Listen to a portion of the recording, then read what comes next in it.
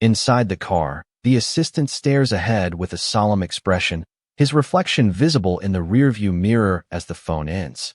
The assistant drives Han So-eun away. She wipes away tears, her cheeks flushed as she softly admits in her thoughts, "If you were to ask me where I found happiness, I would say that I find myself the happiest when I am with Mr. CEO.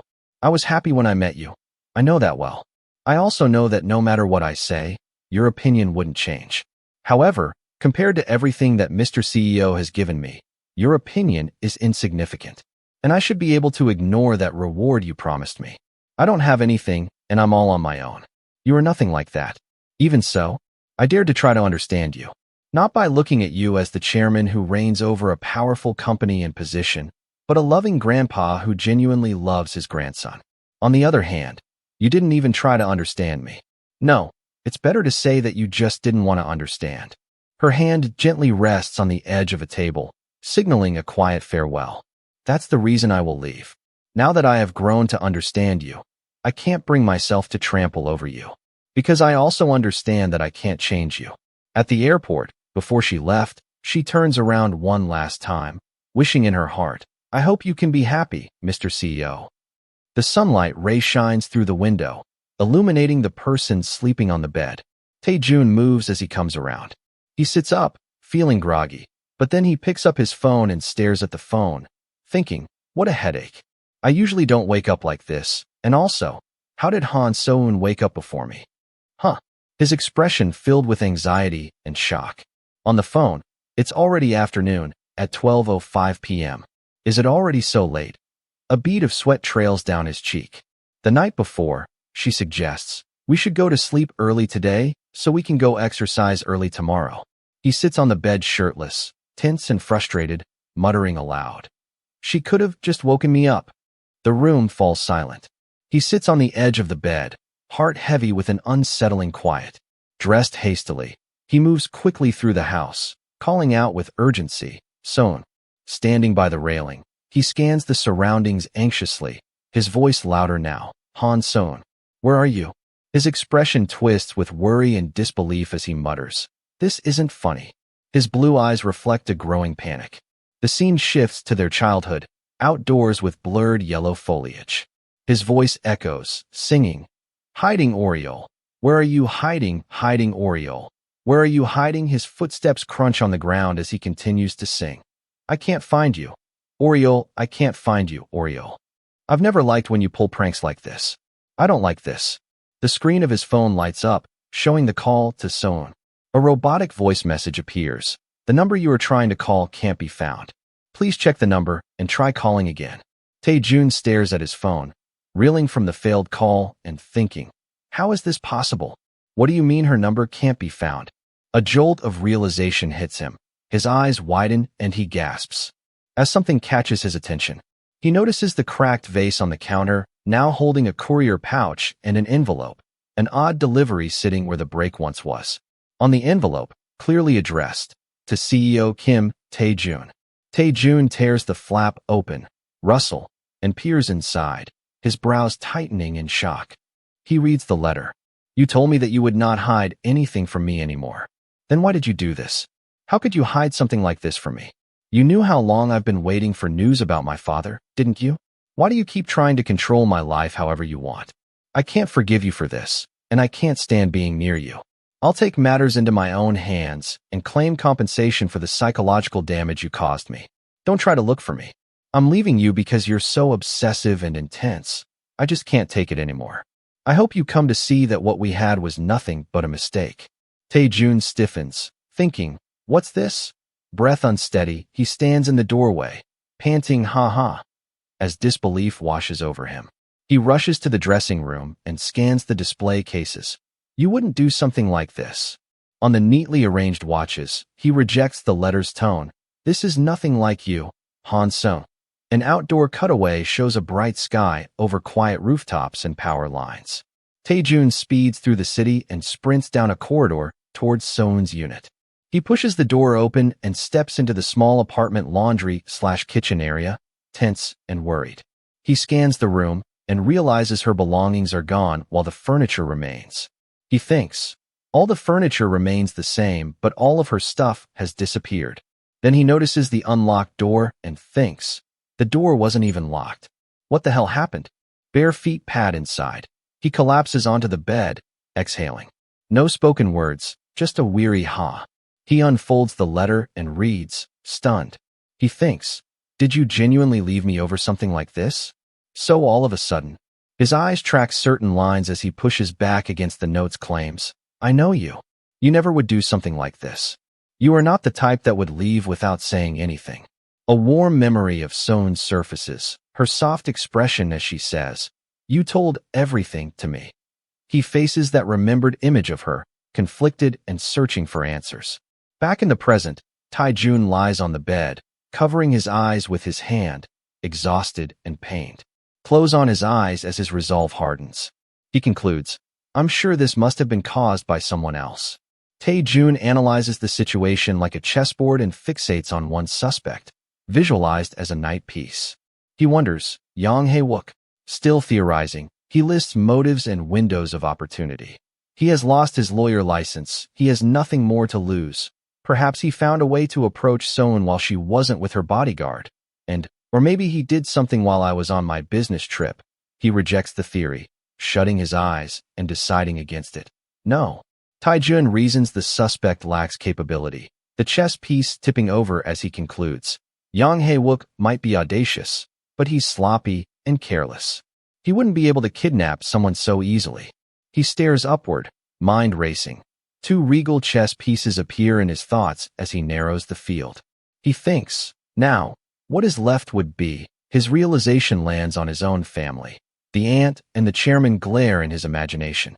There is no dialogue, just Tae-jun's silent conclusion that they are the ones left to suspect.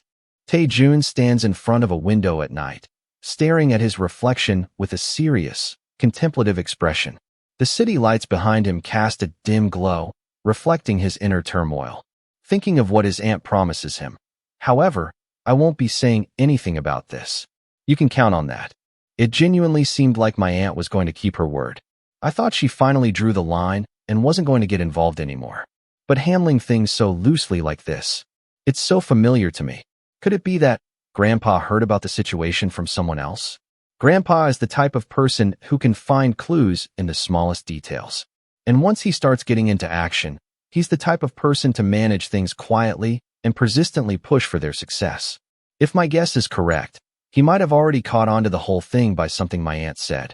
However, in a flashback, the aunt reacts with outrage in a warmly lit room, exclaiming, "They said that you didn't have a family." Who said that? How dare they?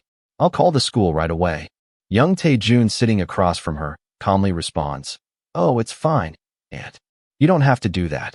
It's just that I overheard it while I was passing by." Aunt reassures, "Tae-jun, the three of us are a family. You, me, and your grandpa. You can always rely on and trust us. That's what makes us one. Next time someone says some nonsense like that to you, please tell me right away." Aunt smiles warmly despite the earlier tension, trying to comfort. Tae-jun looks at her, wide-eyed and slightly taken aback by her words. He lowers his gaze slightly, softening his expression into a gentle, grateful smile as he replies, "Yes, Aunt." In the present, Tae-jun runs a hand through his hair, beads of sweat forming on his face, troubled and deep in thought. He reflects, well, I'm still not completely sure it was because of them. Did Han Sohn actually leave on her own? Or was she coerced by someone? I need more information. The scene shifts to a phone conversation. Someone speaks, "Hello, mister. How have you been?" Tae-jun responds, "Hello. I have 2 requests I need to ask you. I want you to send me a report with all the movements Yang Hae-wook did from the last 2 weeks." The voice replies, "Understood, I'll get to that." Tae-jun stands by the window in his dimly lit office, states firmly, "The other request is that Han Sohn disappeared all of a sudden today, without any warning. Use any means necessary to locate her." His face sharp with determined gaze as he speaks into the phone. At K Electronic, Bobe's loud exclamation breaks the calm. Manager Han quit her job. Bobe and their team leader stand in a hallway discussing the shocking news. Bobe, looking flustered, asks, "Why? What happened?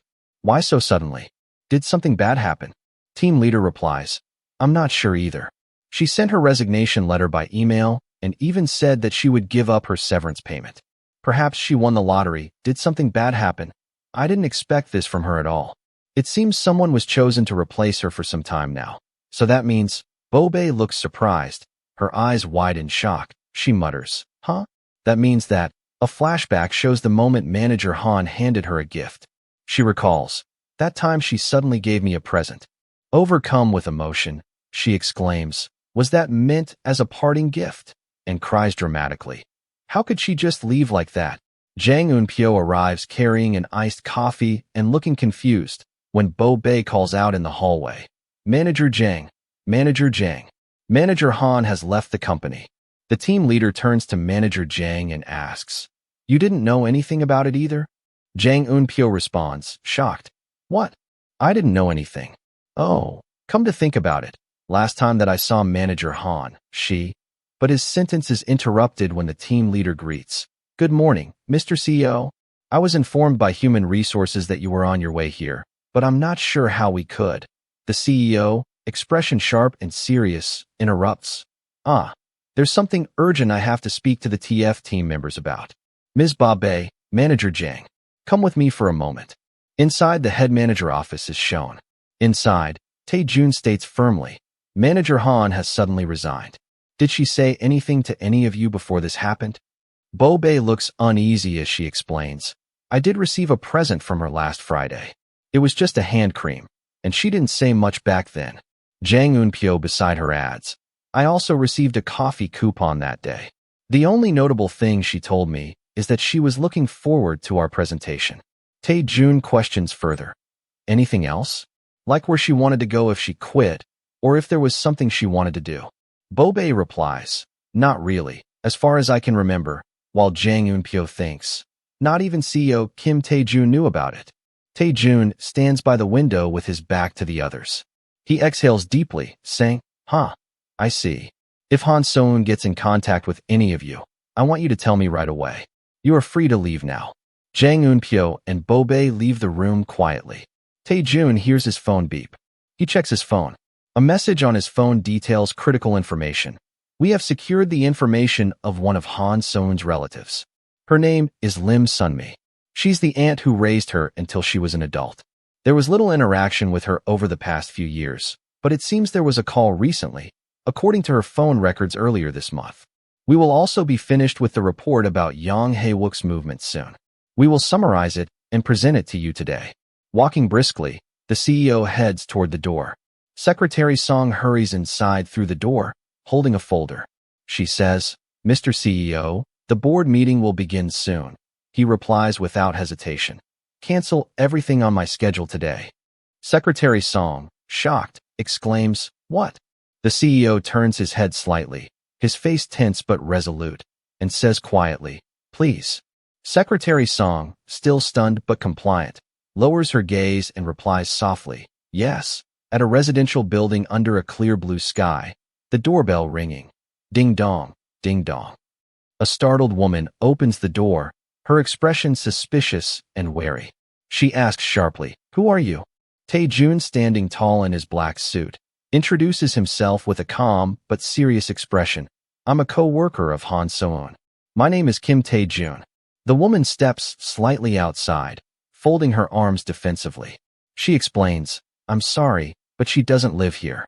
In fact, she hasn't come here for a while. Why are you looking for her? Tae-jun replies, she recently left her job all of a sudden without even taking her severance payment. If Han So-eun doesn't show up, you might be able to claim it for her as her closest relative.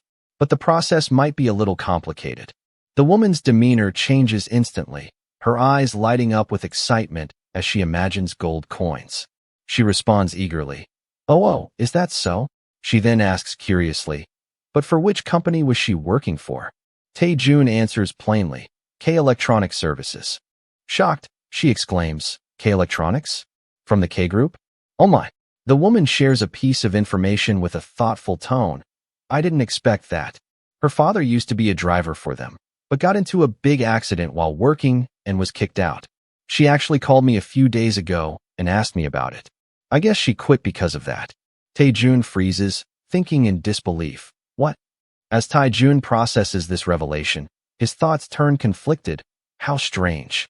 There's no way she could have found out about the accident on her own. But it seems that it was me who was completely unaware. Did something push her to do that? Tae-jun closes his eyes briefly, regaining his composure. His inner voice is resolute. I have to know. But since I came all the way here, I might as well check one last thing. He says to the woman, I want to ask one more thing that I am personally curious about. I heard that you were the person who raised Han So-eun until she became an adult. Shocks, the woman asks. Did she tell you that? That's right, it wasn't something easy to do. Tae-jun asks, I see. In that case, perhaps, have you kept in contact with anyone from the K-group? Someone you often talked with. His inner thought reveals, I'm just checking out. This is something I've been curious about for a long time. The woman crosses her arms as she ponders for a bit. Someone from the K-group? Well, there was someone I used to keep in contact with. Do you know the daughter of the chairman of the K-group? Even to this day, I remember her very clearly. I've never seen someone so polite and elegant as her. It's so sad that her little nephew had to go through something so horrible because of So-eun's father. No wonder they didn't like us until the end. I hope they took good care of that little boy. Tae-jun remembers when he questions his aunt about Han So-eun leaving, and his aunt says, well, she left all of a sudden. I don't even know who she left with. She left so quickly that I couldn't even ask where she was going. Are you upset? You must have come to really like that girl. Tae-jun hurries through the parking lot, his footsteps echoing sharply as his eyes stay sharp and focused. He tries to contain his anger, but the tension is clear in the tight clench of his jaw. At a rainy cityscape, heavy rain pours down outside a tall building, and a black car is parked near the entrance, water splashing around its tires. Inside the car, Tae-jun leans back in his seat, his face tilted upward. He sits in silence, letting the sound of the rain surround him, his expression heavy with contemplation. Thinking of what his aunt says to him. A family is made up of people who rely on and trust each other, right? Tae-jun, sitting upright and serious, echoes her words in his mind. Trust and rely on. Who the hell can I really trust? His eyes open wide awake as a phone conversation begins. A voice on the other end says, Good morning. Are you available right now? I'm calling about your recent request. Tae-jun replies calmly. Yes, go ahead. The other person starts his report. We've already tracked all the movements Hiwuk has made. However, we haven't found any recent leads that tie him to Han So-eun, although we are still doing our best to try to get more information. But even if we put more resources into this investigation, I think we'll soon reach our limit. Tae-jun leans forward with his hand covering his face, visibly distressed, and says, For now, just email me with everything you have gathered. The other person replies, Understood. I'll call you back if we find anything new. Tae-jun opens his laptop in his car, the screen glowing brightly in the dim light as he prepares to check the updates sent to him. An email from XXX Solutions is displayed on his screen. The message states they've attached a file containing a report of Hiwuk's movements and video footage from security cameras near Han So-eun's apartment. The email notes that a car is often seen parked nearby, but nothing else suspicious was detected. Sitting in his car, Tae-jun reflects on the information. He thinks, if the tape is from this Friday, that means it includes the time she left while I was asleep. But when I came here looking for her, I didn't see any signs of her coming back here. Either way, I should check it. The video starts playing, showing footage of Tae-jun himself arriving at Han So-eun's front door during an earlier visit. The footage continues, now showing Han So-eun stepping outside to meet him. She looks composed but distant as they face each other in silence. The video captures Han So-eun holding her bag. Tae-jun notices its lightness, thinking, her bag, it looks pretty light. It doesn't seem she was planning to leave anywhere. In the footage, Han So-eun looks up at him, her expression vulnerable and conflicted as his thoughts overlay the moment. Did her aunt tell her to go live far away? Or did she genuinely not like me anymore? In the footage, Tae-jun recalls leaning forward, his hand tenderly cupping her face and pecks her lips. He rubs his forehead, trying to collect himself, and mutters internally, Stop with that. This is not the time to delve into that. Focusing back on the laptop screen, his thoughts sharpen. Right now, I have to focus on Han So-eun, as he clicks on the file labeled Resume of Hiwuk's Movements. Tae-jun reviews the file, reading through Hiwuk's recent movements. He notes calmly, just as I expected. He went home, then the bank, home, community center, real estate office. There doesn't seem to be anything out of the ordinary. The report details further. Gets down at the Cheonan station, taking the subway. From Cheonan station to Cheonan's town hall stop, by bus. From Cheonan's town hall to the convention hall, by foot. His brows knit as realization dawns. He thinks. He suddenly started to move further away than usual. If he wanted to approach, he should have tried during that time since I was on my business trip in the Philippines. What happened? An online article pops up on his screen. Chairman Kim Jae-pil attends the Great Networking South Korean Fair in South Cheonan, dated September 1st, describing the chairman's presence at the event. Tae-jun stiffens, his eyes widening in shock. His thoughts race. Did he go to meet with my grandfather? Tae-jun pieces it together, thinking, Hiwuk took advantage of me going on that business trip to sneak away since there was less surveillance on him, just so he could meet with my grandfather. Tae-jun realizes, that must have been the moment my grandpa learned about my relationship with Han So-eun. And because of that, on the screen, the footage shows a man in a black suit walking along the street at night, carrying a white briefcase. A close-up of the same man reveals his sharp features and calm demeanor. Tae-jun, watching, internally reacts in shock. That man is. A memory surfaces. Grandpa says, come on, greet him. He has been working with me for a long time, so I think it's a good idea for you to meet each other. The same man follows. Nice to meet you, Mr. CEO. I've heard a lot about you. I'm Lee Han-song, the chairman's assistant. I'll be looking forward to working with you. Rain pours over the city as the scene shifts to the towering K Electronics central office building. A voice calls out frantically, MMS director. The director, Tae-jun's aunt, apologizes. I'm sorry, my meeting took longer than expected. Were you able to readjust my schedule? The assistant stammers. It's not because of that. It seems there's something happening at the chairman's office. CEO Kim Tae-jun came, and he grabbed assistant Lee Han-song by the collar. The director looks startled and alarmed as she hears the news. The director quickly leaves, her footsteps urgent. She says, I'll go out for a moment. At the chairman's office, Tae-jun declares, I know about everything, chairman. Where's Han So-eun? Standing outside the chairman's office, Lee Han-song adjusts his disheveled shirt with a calm facade. The chairman responds nonchalantly. Well, I don't have any idea what you were talking about. Tae-jun steps forward, his piercing gaze unwavering.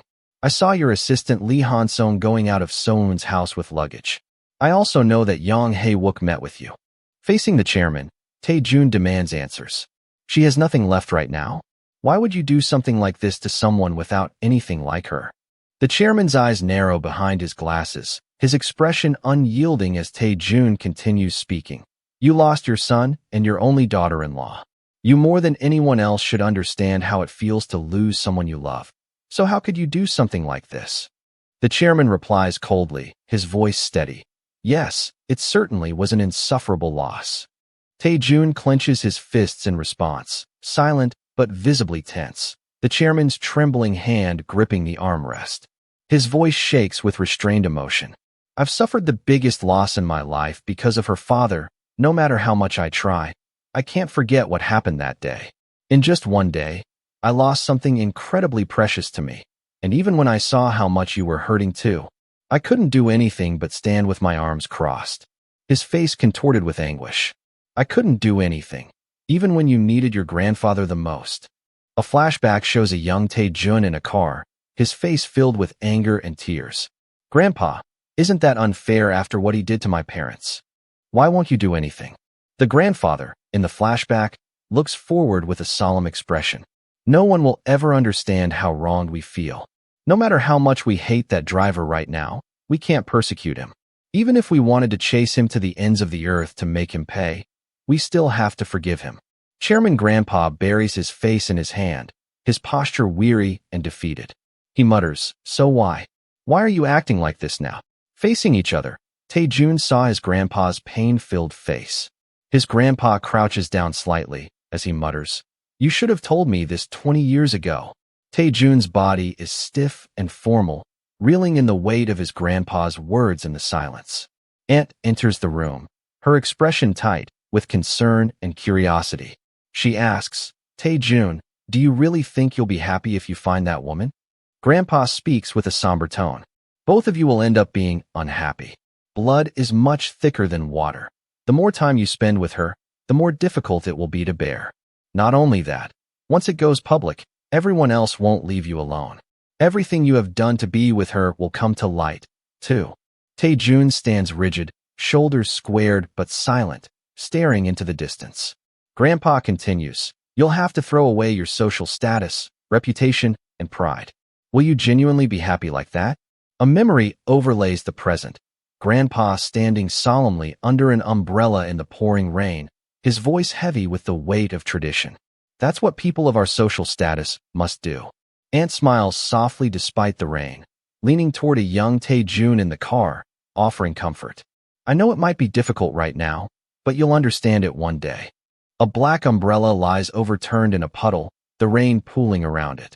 The voice lingers in the air, quiet but resolute. Everything was for your own well-being, Tae-jun. Tae-jun bursts into laughter, his face filled with disbelief and rage, while the woman beside him looks shocked. The man in the suit stands with his back turned, silent but tense. Ha ha ha ha ha, social status? Reputation? Pride? What does that even matter?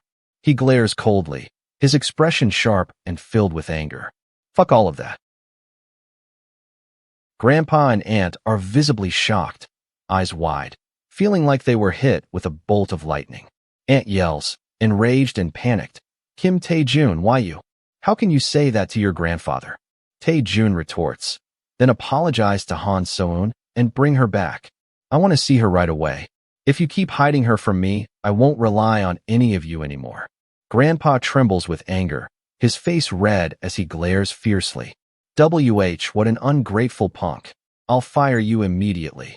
And I'll cut off all your money.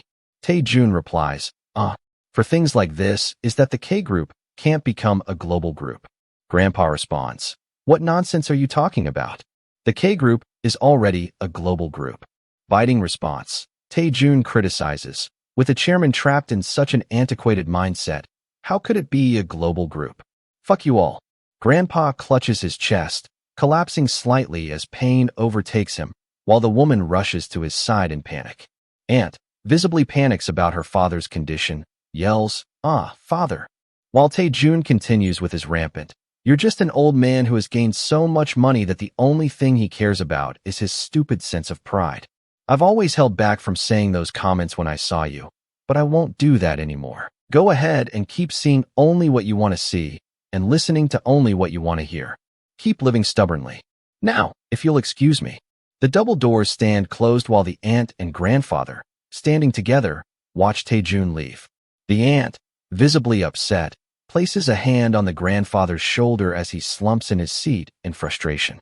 Grandpa says, who does he take after to be so shameless like that? And tries to calm him. Father, please calm down. He'll come back tomorrow. Maybe he'll understand the situation a little better then. So my father already knew about Han So-eun all along. Well, it was just a matter of time for him before he found out, since he's that type of person. I was afraid something like this might happen, so I didn't tell him. Flashback, Tae-jun, with his sharp gaze cuts through the room as he speaks bitterly. Aunt, do you really think we are a real family? The aunt lowers her gaze, torn and anxious, as she thinks to herself, Han So-eun, if he wants to know that much about where she is, I should find a way to tell him myself. If it goes on like this, I don't know what else might happen to Tae-jun. Her resolve strengthens as she thinks, that's right, with her we could save him from doing anything stupid. She turns to her father and asks, Father, where did you send Han So-eun? The grandfather, still hunched, answers weakly, I don't know. I just gave her a plane ticket to New York. I told her that I was going to help her start fresh. However, the grandfather's face is filled with a mixture of guilt and resignation as he recalls his secretary came to him. Chairman, Han So-eun asked me to give you this. The chairman looks at him, puzzled, and asks, what is it? The man replies, it's a few wristwatches, and there's a note too. He took the note and read it. I took some watches before leaving Kim Tae-jun's house. After some time has passed, please tell him you found them and give them back to him. Please take good care of them. Grandfather admits to aunt, Tae-jun is the type of guy that would call the police right away after being robbed and demand for a wide-scale investigation to catch the culprit. I didn't expect things to turn out like this. And that woman never even showed up at the New York airport. Until the end, she certainly was a very shameless kid. Tae-jun lies on the couch with his hand dropping down on the side, his expression pained. His thoughts echo in the silence. I was a good and diligent nephew, a trustworthy and rightful grandson, and a perfect candidate to replace the void my father left, It was a very demanding role, but I didn't mind. Flashback? Young Tae-jun. On the other side of the window, a cheerful young So-eun excitedly peered in with bright, hopeful eyes. She breathed, fogging up the glass. She looks joyful. Her finger draws on the fogged-up glass as she continues to show excitement and interest. His inner monologue continues. From the very beginning, I took on those responsibilities to fill the void. So that way in the end, you could be by my side. Rubbing his forehead, he reflects, all this time, I've been enduring it all for you. After the young So-eun left, young Tae-jun continued to work hard on the same desk, but she is not at the window anymore. He questions his loneliness. Now, how am I going to spend summer all on my own? You are not a migratory bird for you to feel the need to suddenly leave like that. Staring at the cracked vase, the fracture line clearly visible under the soft light. Recalling the past when So-eun calls, Mr. CEO, that vase? He calmly responds, I glued it back up. His hand gently tapping the cracked line of the vase, his touch light but deliberate. At that time, he was proud of it and asked her, doesn't it look the same? So-eun responds softly, her tone tinged with sadness. Even then, something that is broken could never go back to being the same, Mr. CEO. The vase finally cracks and shatters on the ground, his bare foot dangerously close to the fragments. He flinches back slightly looking at the shattered pieces, recalling, I told you that I would give you everything, that I would not toy with you. I swore to give you all my love. I gave you my heart. I treasured you so much. He stares at the wreckage in silence, shoulders tense, the broken pieces reflecting in a standing mirror. His eye snaps open with a jolt of realization and fury. Because of that now I hate you with every inch of my soul. Amid the shards, a small wrapped candy appears, halting his rage. And yet, a memory surfaces as he faces her. Her words echo. I hate you, Mr. CEO. I hate you, but I like you. She looks up, conflicted but honest. He steps forward, foot pressing into the shards as if choosing the pain. Now I feel the same. His final confession lands in quiet captions. I hate you and I resent you, but I'm still in love with you like a fool. Suddenly, tears stream down his flushed face uncontrollably, evoking a powerful moment of his vulnerability. You said you were going to make things right. Morning shifts to a bright cafe. Customers chat and sip drinks. The room buzzes with low conversation. At the counter, a Hiwuk is on the phone. The other person yells, Hey, what does it matter if you got a divorced? Hiwuk tries to calm down the other person. Why are you being like this with me, brother-in-law? Don't be like that. Why don't we meet up so we can talk? Let's meet once things have settled down. His brother-in-law cuts him off. No, I'm sorry, but I can't keep dealing with this anymore. How could you take out an illegal loan behind my back? An illegal loan, I say. Now that the mother of my son has been involved in such a mess, how is my son going to live a normal life at school? All the other mothers have been gossiping about everything that happened with my wife's family. Did you know that? He stammers. What? Really? Oh, well, even if that's the case, the brother-in-law cuts him off again. Please understand, I just want to protect my son. I'm telling you this because of the little appreciation I still have for you, brother-in-law. That's all. The call ended. Frustration boils over. A drink slams on the table and splashes. His thought bursts out. I have enough problems of my own to deal with, and now my sister's problems are catching up to me, too. My father has passed away, my mother has gotten sick again, and my job is more unstable than ever right now. Blaming Tae-jun, he seethes. All of this is because of that bastard of Kim Tae-jun. I would love to see how that son of a bitch is struggling now. The mood stays sour as he fixates on Tae-jun being the cause of it all. A desperate idea strikes him. He snatches up his phone and opens social media. He tells himself, that's it. Maybe I could get some news about him from Han So-eun. But scrolling her profile only frustrates him. The problem is that she barely uses her social media. She doesn't post anything out of the ordinary, and she has a bodyguard next to her all the time, so I don't even have a way to contact her. His finger hovers, then taps a call icon as he rationalizes. I really didn't want to use this method, but he phones customer support to fish for information. The operator greets, "Dear customer, this is K Electronics' customer service," and he plays it casual. "Ah, yes, some time ago, I went to the customer service and had one of your employees check my cell phone, but I can't remember what exactly she told me back then. Could you please put me in contact with Manager Han So-eun from the mobile services area?" The rep replies, "Yes, of course, please wait for a moment." The rep returns with news, and he stiffens to listen. "Thank you for waiting. It seems that Manager Han So-eun has left the company." He hears. Shocked, he blurts, "What?" He lowers the phone and smirks, spinning the news in his head. Han So-eun left the company? No, she must have been fired. The chairman certainly is quick to take action. He steps out of the building, ending the call with fake politeness. "I see. I guess there's no helping it. Thanks for your help." All right, the moment has come. On a busy street, he throws up a hand to hail a cab. "Taxi." "Over here." As the car pulls over, he seats to himself. "Kim Tae-jun. Let's see how that bastard is holding on now." The elevator doors slide open with a chime as Tae-jun steps out into the corridor. Lee Han-sung, about to get off the elevator, gets startled, sweat beading as he stammers, Mr. Kim Tae-jun." Tae-jun greets him calmly. "Good morning, Assistant Lee Han-sung." Tae-jun strides past and asks, "Is the chairman here? I want to talk to him directly." The assistant answers, flustered, "Why yes. I was on my way out from his office just now." Tae-jun ends the exchange politely. "Thank you. I'll apologize properly for yesterday's incident later. Now, if you'll excuse me." The assistant waves it off. "Oh, you don't need to worry about that." Flashback caption yesterday. Tae-jun grabs the assistant by the lapels, demanding, "Do you do everything the chairman asks you to?" The assistant begs, "PL, please don't do this." In the present, the assistant thinks, "Ugh, he really startled me back then. But is it really okay to let him go see the chairman like this?" In the chairman's spacious office, the elderly man sits behind his desk reading documents. The room is quiet and formal. A knock sounds.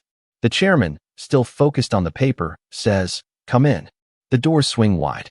The chairman looks up with a startled as Tae-jun enters. Tae-jun stands in the doorway in a sharp suit, expression hard and resolved. The chairman stands in his office, visibly shocked and trembling, as he faces Kim Tae-jun. He exclaims, "Oh, what happened? After the mess you caused yesterday, I didn't think you would show up here again."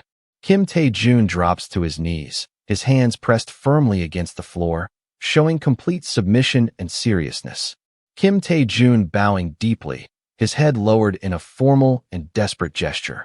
The chairman looks down at Kim Tae-jun from behind his desk, silent and contemplative, as tension fills the room.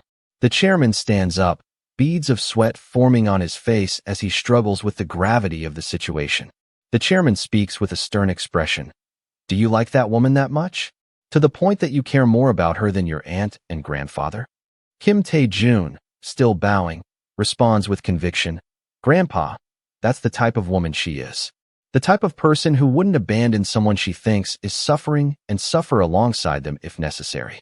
Maintaining his humble posture, Kim Tae-jun adds with a quiet but firm voice, "She probably would have done the same for me if I had been in a similar situation." The chairman stands silently, his face stoic but conflicted as he processes Tae-jun's heartfelt words. A small memorial setup is displayed with a photo of a smiling woman framed next to flowers. The message reads, "We'll keep your memory deep in our hearts. Co Mijium."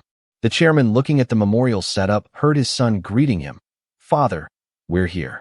His son and daughter-in-law holding a baby. The father introduces the baby, saying, "Tae-jun, this is your grandpa. Grandpa J-Pill. Can you say hi to your grandpa?" The mother urges baby Tae-jun, "Can you say hi to your grandpa?" "Hello, grandpa." Grandpa's eyes softened with emotion as baby Tae-jun, bright-eyed and smiling, cheerfully blabbers with a happy expression, "Ah." From behind, Grandpa stands silently by the window, looking out at the bright blue sky. I haven't gotten over it yet. I haven't been able to overcome what happened, Taijun. My son, my daughter-in-law. To me, it still feels as if they were alive not that long ago. And it feels like it was just yesterday that I lost them. Tears form in Grandpa's eyes as he speaks with quiet pain. So what do you expect me to do with the daughter of the man who murdered your parents? How could I? Taijun, standing behind him, begins to speak with concern. Grandpa, it's fine. Grandpa with tears in his eyes faces Taijun as Taijun says, I'm at peace with everything now. I'm genuinely at peace with what happened. The scene shifts to the exterior of a modern house, bathed in the warm hues of a sunset. Aunt speaks calmly, saying, I told you, didn't I, that he was going to surprise you even more the next day. She says, you actually gave in more than I expected. You told him everything about your plan to send her to New York. Grandpa responds, what else could I have done? He was acting so desperate about it. He looks down at his coffee cup with a conflicted expression. He admits softly, there's not much I can do when that stupid and fluttery feeling gets in the way.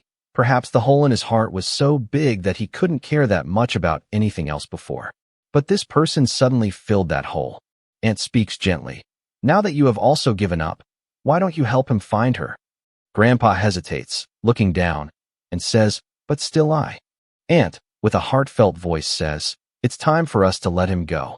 Father, in the parking ramp, Taijun sits in a car, unfastening his seatbelt with a determined and serious expression. Thinking about what his grandpa told him, she disappeared after she arrived at the New York airport. I prepared a temporary home for her to stay in New York, but she never showed up there. Kim Taejun thinks to himself in the parking area, determined to take action. He plans his next steps. For now, I should start by looking around New York. I'm going to hire a detective in New York and try to find clues about Sone's whereabouts. I still need to finish the accumulated work from this weekend, but after that, Taejun leans against the car, looking exhausted.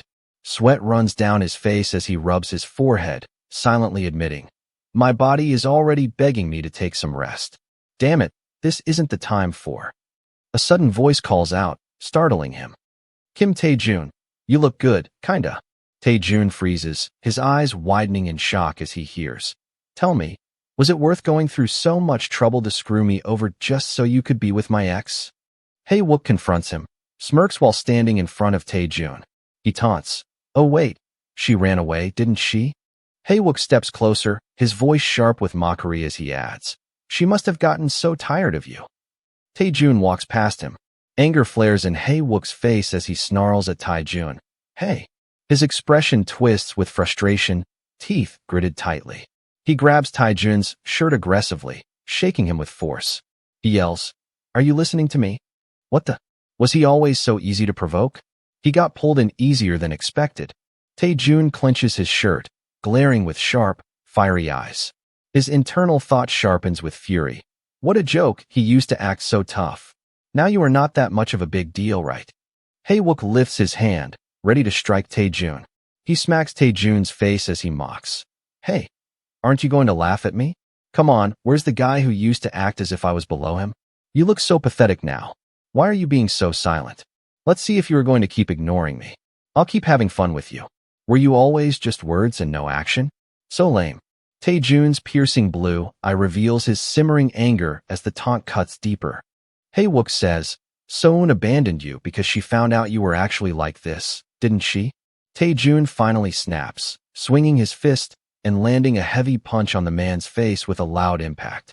Hiwuk falls to the ground, clutching his bleeding face and trembling. He mutters in shock, this bastard is crazy. Hiwuk looks up at Taejun, bewildered. His thoughts race. What was that just now? He didn't even respond to what I was saying, and he just punches me. I noticed his eyes were a little out of focus. Is he drunk? No, it doesn't look like it. Oh, could it be that? He points at Taejun and accuses with panic and anger. Hey, Kim Taejun, you're using drugs, aren't you? Why you're definitely using drugs. Using drugs and hitting people. I really got you this time. His rant grows louder and more desperate. I'll expose you to the media as a violent drug addict, and the media will take care of tearing you apart. After that, your reputation will plummet across the country in no time. Tae-jun lands another punch, making him almost burrow into the pavement. Overwhelmed and terrified, Hiwuk collapses to his knees, bowing his head and clutching the floor. He breathes heavily. Ha hag. With a wild look in his eyes, Tae-jun glares up defiantly despite his position. Is that all you got? You can do better than that. Keep going, so I can have a better reason to kill you. Tae-jun glares with intense, dark eyes, adjusting his watch, his expression cold and commanding. He says, "Get up, you fucking bastard." Hiwuk's eye widens in fear, sweat dripping down his face as he stammers, "Ah." The scene shifts. Tae-jun slowly opens his eyes, his gaze sharp but heavy, showing he is waking up in an unfamiliar place. Aunt, concerned, gently adjusts the blanket over Tae-jun. She says, "Tae-jun, you should rest a little more." Tae-jun looks surprised, marked by a startled. Looking around in confusion, Tae-jun weakly asks, "Aunt?" "This place." The aunt, serious yet soft, replies, "Lay down. You are at the hospital because of sleep deprivation. Someone found you lying in the parking lot. I was shocked when I got the call." Tae-jun remembers the incident. He thinks, the parking lot. Right. That's where I confronted young Hiwuk. Flashes of the confrontation replay in Tae-jun's mind. He recalls, he suddenly started a fight, and I reacted without thinking. After that, back in the hospital, Tae-jun holds his head, clearly exhausted and dizzy. "My head is spinning. Whatever. I don't have time to spend worrying about him." Aunt, looking concerned, asks, "Are you okay? Does something bother you?" Sunlight filters gently through the window behind her, catching his attention. His intense, cold blue eyes show his silent reaction, revealing deep contemplation about the dust that sparkles when the sun ray hits. The warm sunlight continues to illuminate the window, with sparkling particles floating gently in the air, adding a calm but heavy atmosphere. A memory flashes. So-eun with flushed cheeks looks anxious, slightly leaning against him, showing signs of distress and unease. So-eun looks shy and troubled as she leans onto his shoulder, and he clearly enjoys her reaction. Back in the present, Tae-jun speaks. "Aunt, did you know?" She turns, surprised, replying, "Huh? About what?" Tae-jun continues. 20 years ago, when Han So-eun disappeared, he fixes his sharp gaze on his aunt and confronts her with a piercing question. "You got away with it back then too, didn't you?" Aunt freezes, her expression a mix of shock and fear as she faces the man's accusatory stare, the weight of unspoken history heavy in the room. With a troubled expression, she looks directly at Tae-jun, her brows furrowed as if struggling to find the right words. There is silence, but the tension in the air is heavy. Aunt, slightly hunched over, as if burdened by guilt. She speaks quietly. "So you know everything." Her expression softens with sadness as she admits, "You are right. Back then, she cried a lot." A flashback shows young So-eun with teary eyes, holding a small toy tightly. She whined and cried nonstop, refusing to leave without giving you something first. "She gave me an old toy. I thought that I should have given it to you, but I couldn't. If I had been honest with you from the beginning, I wouldn't have had to do that." Her voice is filled with remorse as she confesses, "For me. I mean, for us. We thought that we were doing it for your sake." Back in the present, the hospital room feels quiet and solemn. The words hang in the air. "I'm sorry." Tears well up in her eyes as she clasps her trembling hands together, apologizing earnestly. "I'm really sorry, Tae-jun." Tae-jun sits silently, his expression unreadable but intense. He sits in silence, his profile sharp with tension as he looks down, lost in thought. Tae-jun replies, "Find her. That's all I need to forgive you." The scene shifts to the cityscape, tall corporate buildings gleaming under a bright blue sky. Frustrated hand slams onto the desk. Tae-jun cusses, "Damn it." He leans forward, hand clutching his head in frustration. "No matter how much I get done each day, there's still a ton of work waiting to get done. I still don't have any idea where So-eun is now." His brows furrowed with frustration and helplessness. "Do I really have to wait here for news without being capable of doing anything else? I hired a detective right away, but even with an estimated radius, the area is still too large to cover. Han So-eun, where could you be right now? Where and what are you looking at? Since you are so beautiful, I know that wherever you go, you'll shine." A memory or imagination shows Soon smiling radiantly in a soft yellow dress. You are someone who becomes stronger after each struggle. Perhaps someone else has recognized those traits in you already. A good person like you, meeting someone similar. Not tangled in any familiar issues or scandals, just a regular man. He envisions her standing beside another man, glowing in the imagined scene, someone you can fall in love with as much as I love you, and give him your everything. Tae-jun clutches the paper, his hand's vein pops as he curses. I hate that idea. I hate it so much. Jang Eun-pyo comes into the office. He bows and report, Hello, Mr. CEO. I just came to ask about your presentation. Tae-jun's eyes look lifeless. He replies, Should we just forget about it? Right now, I don't think I'm in the right place to do it. I'm sorry. In a dilemma, Jang Eun-pyo rubs his neck and hesitates for a moment before saying, Actually, there's something I'm sorry about related to Manager Han. On the last day she came to work, I told her that I knew about your relationship. I'm sorry that I couldn't keep the secret. Tae-jun asks for further information. Eun-pyo recalls, I don't remember clearly, but I do remember what she said at the end. She said she hoped that everyone get to know how nice you are, and that she had never been loved as much by someone as you did. I didn't know all the details, so I was being careful about telling you, but I'm sure Manager Han Soon probably still likes you a lot, Mr. CEO. Now, if you'll excuse me, I'll look forward to what you decide about the presentation. At the front desk of the company building, Secretary Song hums cheerfully while working on her computer, unaware of the storm brewing elsewhere. Her expression shifts to shock as she looks up, alarmed. She rises abruptly from her seat, calling out in panic. And Mr. CEO? Her voice carries urgency as she stares at something out of view. The CEO appears with a stern, pained expression. His face is damp with tears, and his suit is slightly disheveled. Secretary Song rushes toward him in concern, her hands flailing nervously. She stammers, Hey, are you all right? Do you still feel sick? If that's the case, I'll call the hospital right away. He replies calmly, I'm fine. I'll tell you about it later. His voice lingers as he says, Wait, no, I don't know how long it will take, but I'm going to find someone. Secretary Song mutters to herself, puzzled. Find someone?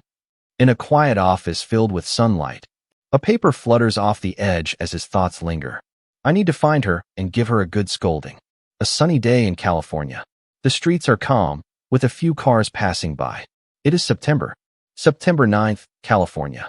A pair of hands holds a phone showing a map with the location pinned at Emeryville Amtrak station. The person studies it intently. It was So-eun. She stares at her phone with mild confusion. Based on the map, it looks like I'm in the right place, while thinking, how do you read this? She suddenly stops in her tracks, eyes wide in recognition, as someone's voice calls out, Oh my, what do we have here? She thinks, that voice is. She turns to face a confident Hyunjin standing near a car, dressed in a black crop top and jacket.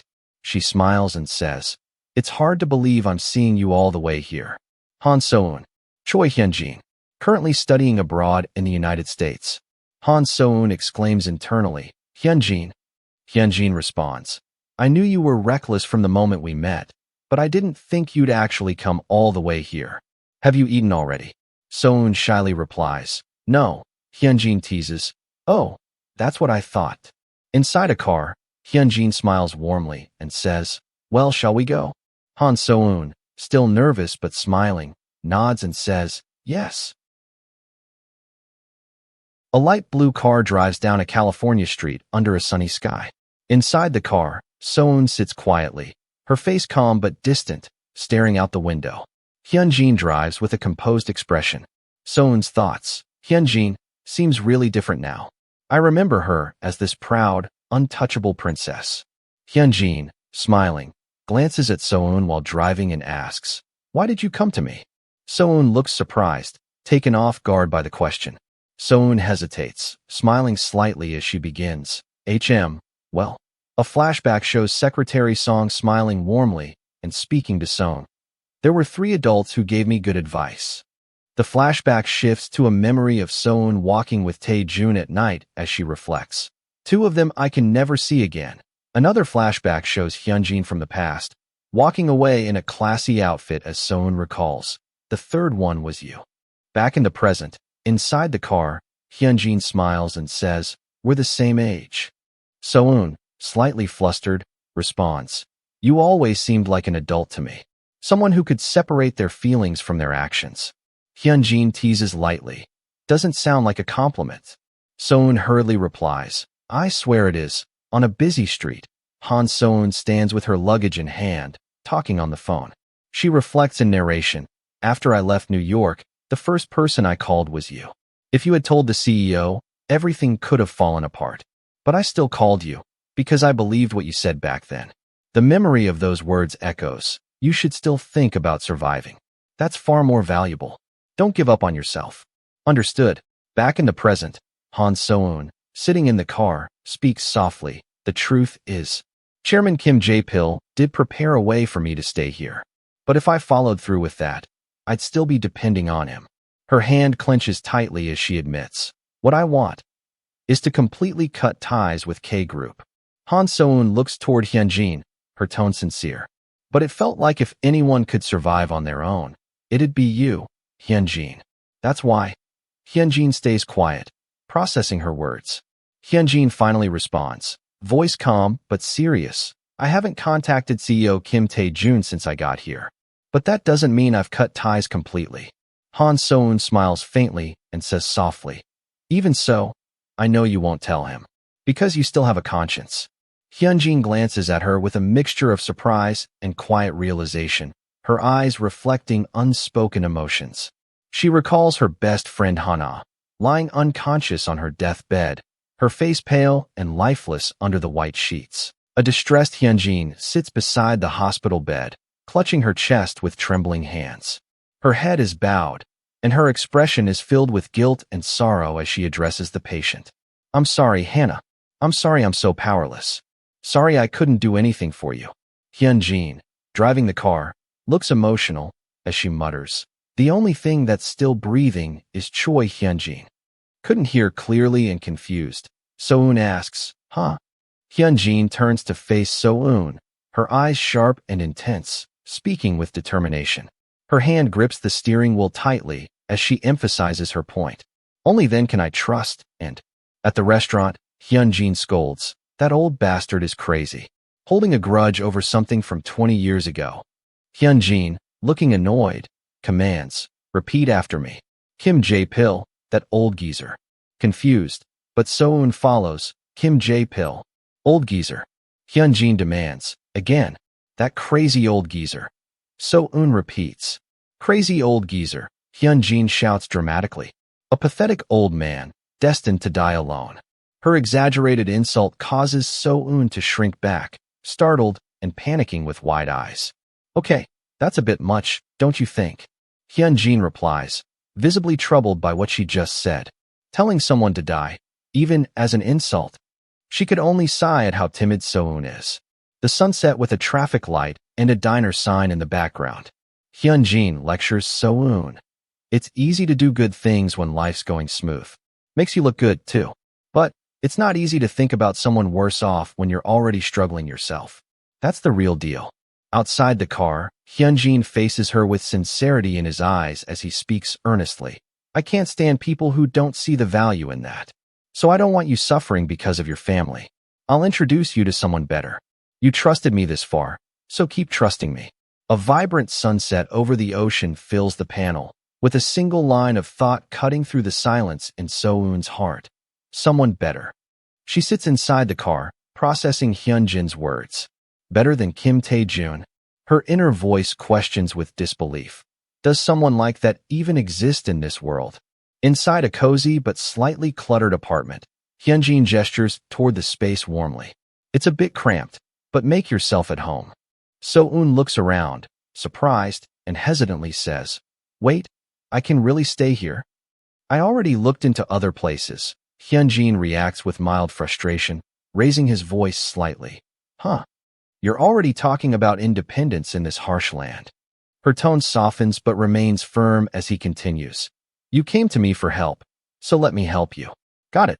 So-eun smiles nervously, clasping her hands together, and replies, "Yes. Thank you, really." Hyunjin, slightly annoyed but protective, walks away while scolding. If you want to avoid worrying me, at least speak decent English. Or learn how to cuss properly. Han So-eun smiles softly, a mix of relief and quiet warmth in her expression. She seems lost in thought, reflecting on the events around her. Somehow, she reminded me of the boss before we got close. Kim Tae-jun appears, complete with tiny devil horns, crossing his arms and yelling angrily. Han So-eun, you idiot. Han So-eun, the calm one. Han So-eun shakes her head frantically, flustered by her thoughts. No. Stop thinking like that. Under the night sky, the moon glows above the rooftop. A playful conversation takes place. Hyunjin says, the bed's small, but let's just sleep together tonight. My friend's bringing over an extra mattress tomorrow. So-eun, flustered, responds, no, I'll sleep on the couch. Then hesitates and quietly adds, yes. As Hyunjin gives her the death glare. Choi Hyunjin types away on her laptop with a concentrated but slightly frustrated look. She mutters under her breath, ugh, this damn assignment is never ending. Hyunjin turns towards Sung, who lies in bed looking contemplative. Hyunjin offers casually, if you get bored, swing by campus. You can study in the library if you want. So-eun reflects, I got through today. Days like these will pile up and push me toward a distant future. Even if it's hard, if I keep living like this in a daze, maybe someday I'll forget. The scene shifts to a bright, sunny day in the Philippines, showing a modern building with palm trees. Meanwhile, in the Philippines, a shipping package labeled with Logis. Tae-jun's intense gaze is visible as his inner thought reveals. If it wasn't New York, I figured it'd be here. To look for her father, Han Hongyu's belongings. Right after I resigned as CEO of K Electronic Service, I headed straight for the Philippines. This was when I was scraping together every last trace of a lead. Then I remembered the envelope Han So-eun left at the Philippine embassy. Only later did I realize it was empty. Inside that envelope was the address of where her father's belongings were kept. It made perfect sense. If it were Han So-eun, of course, she'd come here to see her father. There wasn't a trace of her, not at the storage, not even at the airport. Was it all a bluff? Just to make it seem like she came to the Philippines. He runs his hand over his face, looking exhausted and frustrated. That could have turned ruthless if you wanted, Han So-eun, leaving your phone at Incheon Airport, not even touching the $10 million account grandfather set up. Back to square one then. What now? No word from the U.S. side yet. He spoke too soon. News arrives. A subordinate reports, yes, sir. We reviewed all the CCTV footage from JFK. She arrived, then took the AirTran and subway into the city. That's everything we have so far, but we'll update you the moment we know more, he responds. Got it. I'll be on my way there now. Call me if anything comes up. He stands up, puts on his jacket ready to move. Under a clear blue sky, he looks determined as he adjusts his black jacket, preparing to leave. Should I go to the U.S. then? A table is set with a spread of home-cooked Korean dishes, sparkling with warmth and care. Hyunjin cries with a passion, Sung. I'm so happy. Hyunjin eats enthusiastically, her excitement obvious. It's been so long since I had a home-cooked meal like this. I missed this flavor so much. So-eun shyly admits. Actually, I was a little worried since I can only cook Korean dishes. I'm glad you like it so much. So-eun smiles brightly, her eyes glimmering with sincerity. I'm not confident in my cooking, but because it was for you, I tried my best. After all, you let me stay here and only asked me to take care of the cooking. So if there's anything you want to eat, just let me know. Hyunjin pauses mid-bite, staring at her intently. She thinks silently. Maybe I shouldn't have told her to cook for me. Hyunjin looks at her seriously and says, Hey, do you want to try working here? So-eun, caught off guard, looks surprised and responds, Huh. Hyunjin smiles warmly, her expression soft and encouraging. I can help you with that. Arrives at campus. So-eun stands outside looking amazed. She gazes around, thinking, this is the college Hyunjin told me about. In a playful flashback, Hyunjin hands her a stack of books with exaggerated excitement. You got this. You can get a job in Silicon Valley. The library of my college is really well equipped. I heard that studying engineering is a really good field to do that. So why don't you go and try it? So-eun, flustered, thinks, Hyunjin, why do you want me to study all of a sudden? And at your college at that? I should start reading some books to improve my conversation skills in English. Look at Hyunjin's student ID card. Choi, Hyunji. Soeun recalls. The library is for the students' use, so we need the student card to get in, right? Soeun looks down at the card in her hand, hesitating. But is it really okay for me to use this? She remembers Hyunjin's reassurance, but worries. Hyunjin said that it wouldn't be a problem if I use it, but still, I don't want to cause any more trouble for her. A man brushes past Soeun, his shoulder almost colliding with hers. She instinctively clutches her backpack strapped tightly, startled by the sudden contact. Soeun looks up, her eyes wide with surprise and slight panic, as she holds onto the student card nervously. She whispers, "Ah," in shock. A close-up shows the man's hand smoothly taking the student card from hers with a confident motion. The man hands the card back to, "I got it." She looks up at him, slightly flustered and nervous. Soeun's face flushes with embarrassment and confusion as she looks up at the man, her green eyes wide and lips slightly parted. For a split second, she mutters, "Mr. CEO." The man smirks slightly and, with a calm but teasing tone, says, "Mr. CEO?" The man looks down at Soeun with a questioning expression, a faint smile playing on his lips, while she looks up at him nervously. Soeun's face turns bright red with embarrassment. Clutching the card, she mutters softly, "Ah." Unable to maintain eye contact, Soeun bows quickly and blurts out, "Excuse me." Her movements are flustered, while the man looks slightly surprised, watching her sudden action. With quick steps, Soeun rushes away, her backpack bouncing as she hurries off. Soeun sits on a bench, hugging her backpack tightly, visibly flustered and embarrassed. People pass by around her. She thinks, "I was mistaken because he felt similar to the CEO. Why am I being like this? Of course, there's no way Mr. CEO could be here. That was so embarrassing. Now I feel exhausted. Maybe I should just go home." In a flashback, Hyunjin, looking serious and composed. She says, "You should still think about surviving. That's far more valuable. Don't give up on yourself." Got it. Soeun's eye shows her deep in thought, her expression serious and contemplative. She encourages herself. "That's right. I have to think of the future. Otherwise, I'll end up getting back to my old self. I should head to the library." Inside the library, Soeun sits at a table with a stack of books, diligently writing notes, her posture focused and serious. To ensure that a machine is running smoothly, and to make sure none of the components clash, the best plan is to focus on work while moving forward. It's a world with clear answers. A diagram of a technical component is shown, highlighting its structure and direction. Soeun's eyes reveals her determination and warmth. That's why this feels so much like home. It's a place that I've grown to love so much. Maybe, even in this foreign land, I might be able to find my own way of living, too. A textbook titled Fundamentals of Semiconductor Devices is shown as it is being opened. Soeun's face lights up as she holds the book with excitement. How fun! Soeun eagerly flips through books in the library, thrilled at how accessible the content is. She says, "I was worried because they were in English, but it's better than I thought. Is it because the terminology they used is not that different from the one I learned in Korea?" She then wonders aloud, "What should I read next?" She appears determined, clutching a book. She thinks, "Yes, if I keep studying hard like this, I'm sure I can get a job anywhere. It might be a little difficult to get a job in Silicon Valley like Hyunjin wanted, but still." She encourages herself with, "Let's try our best." Soeun looks up from her books as a man approaches. He asks her directly, "Are you Korean?" The man sits across from her, resting his chin on his hand with a knowing smile, watching her intently. He doesn't speak, but his gaze is focused on her.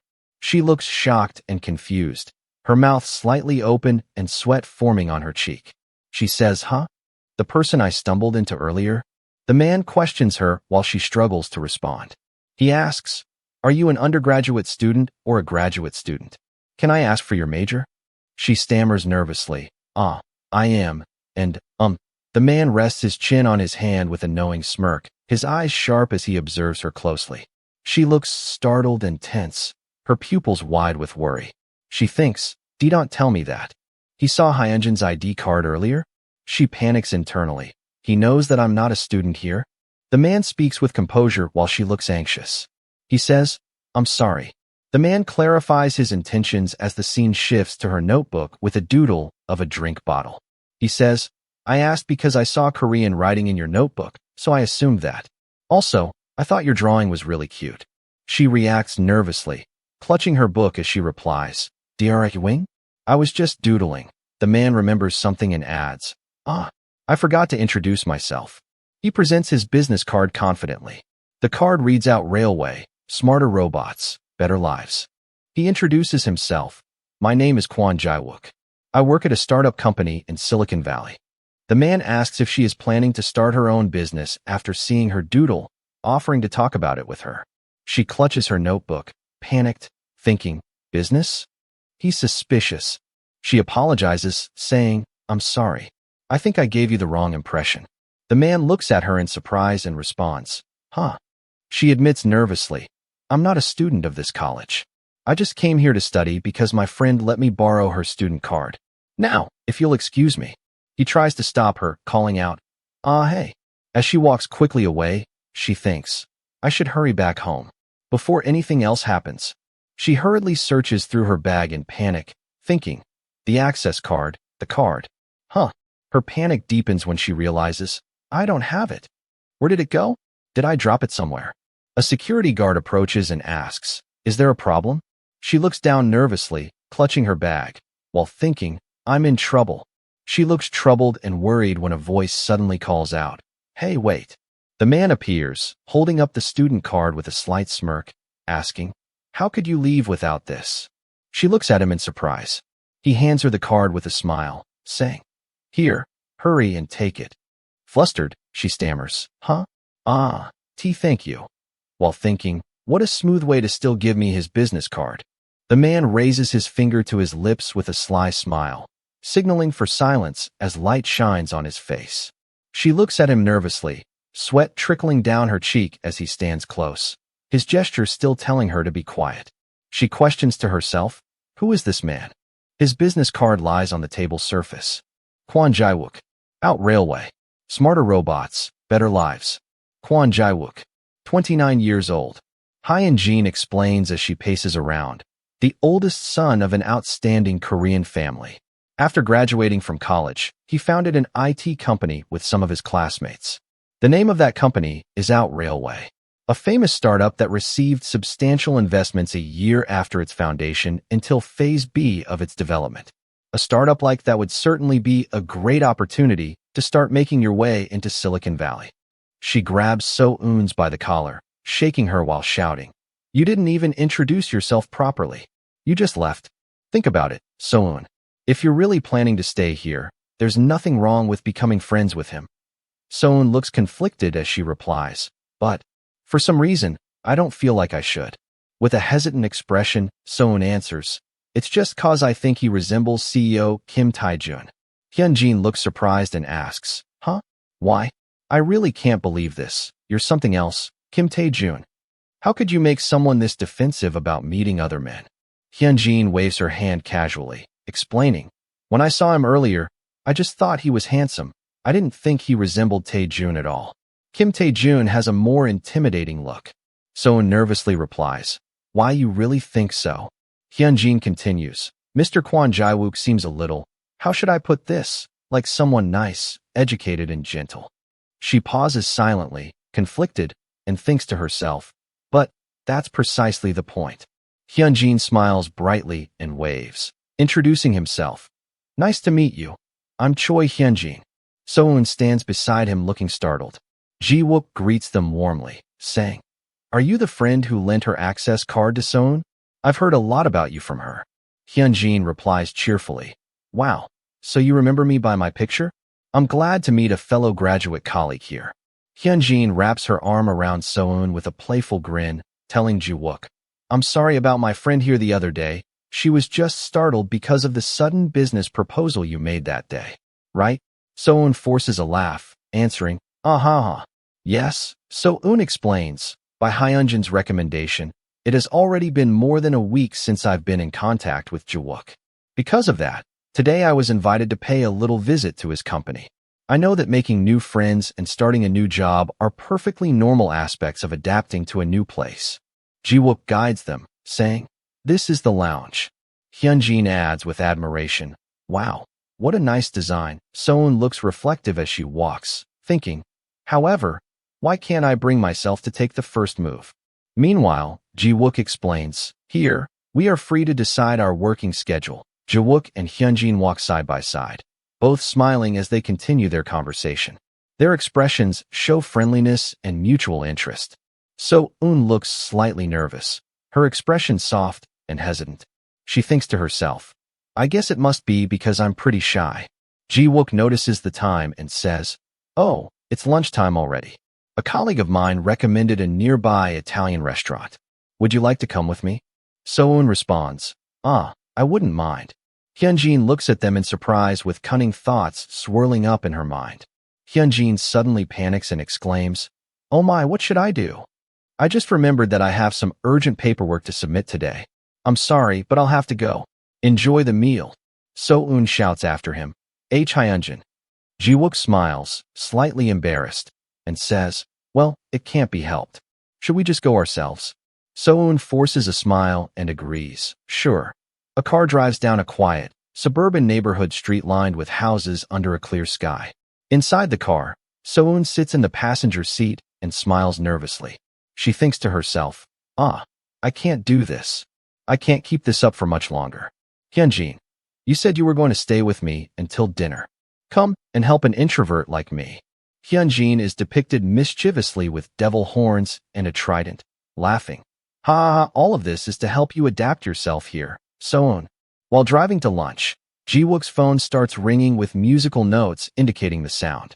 He looks slightly apologetic and says, oh, that's my phone. Please excuse me for a moment. A phone screen lights up with a call from younger sister. Her voice bursts through. Appa, where are you? Are you on a date? Jiwook warns, hey, you're on speaker. Lower your voice. His sister excitedly continues, oh my, really? Oh my, what do I do? Hello there. Are you going to eat something delicious with him? So-eun awkwardly greets, oh, hello. He explains, we decided to go to Vienna. I heard it's a really good place. His sister squeals, oh wow. So it is a date. But Appa, don't you remember that they're closed on Saturdays? Jiwook reacts in shock. What? Hey, why are you just telling me that now? His sister fires back. Why are you calling me out? It's your fault for not checking by yourself before. So-eun sighs, thinking, what an energetic person. The sister asks, oh right. Yuni, do you like tteokbokki and kimbap? So-eun replies, oh yes, I do. The sister eagerly adds, then would you like to come to our house and eat? My mom made a mountain of tteokbokki, so we'll probably be eating only this for like 4 days straight. Jiwook protests, hey you. Before hanging up, the sister cheerfully says, Yuni, my brother is a newbie at all this, so please take good care of him. The call ends with a click. Jiwook, a bit embarrassed, explains, my sister is a little jokester. He smiles and adds, it seems you get along pretty well, don't you? Blushing, he offers, my mother does make really good tteokbokki. If you're okay with it, can I bring you some tomorrow? Or, she answers firmly, let's go eat tteokbokki right now. A table filled with tteokbokki, kimbap, and side dishes is shown.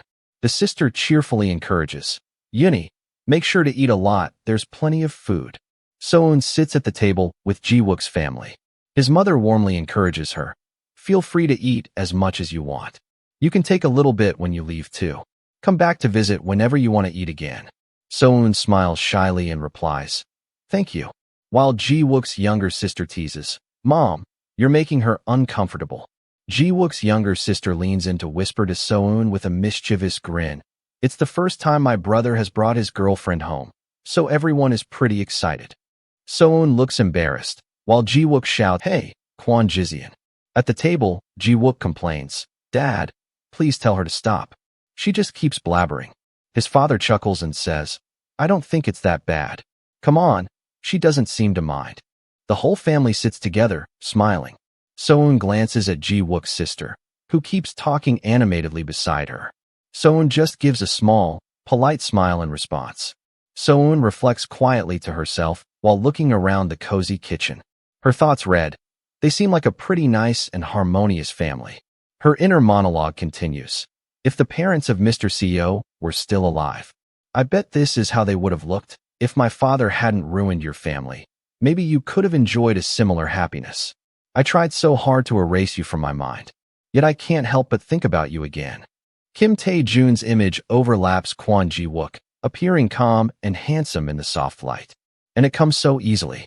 Ji-wook looks concerned as he asks, "Are you all right? Is there anything bothering you?"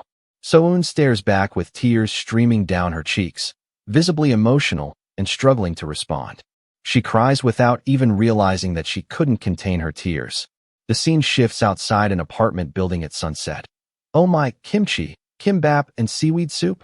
Inside, Hyunjin looks at the stacked containers of food and asks, "Why did they give you so much?" "It seems they really liked you, So-eun," she then asks. "How did it go? Were they nice?" So-eun bows her head in shame and admits, I made a mistake." So-eun explains, "When I saw his family, I couldn't help but think of Mr. Co. Before I knew it, I was crying. I made everyone worry, and they even accompanied me to the door." Hyunjin reacts with wide eyes, thinking, OMG, this won't do. Hyunjin sets a container down with a tap and says, "Let's clear our minds a little bit."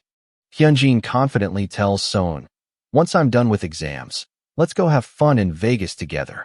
So-eun looks surprised and asks, "Huh? But what about your classes?" Hyunjin waves it off. "That's enough. Don't worry.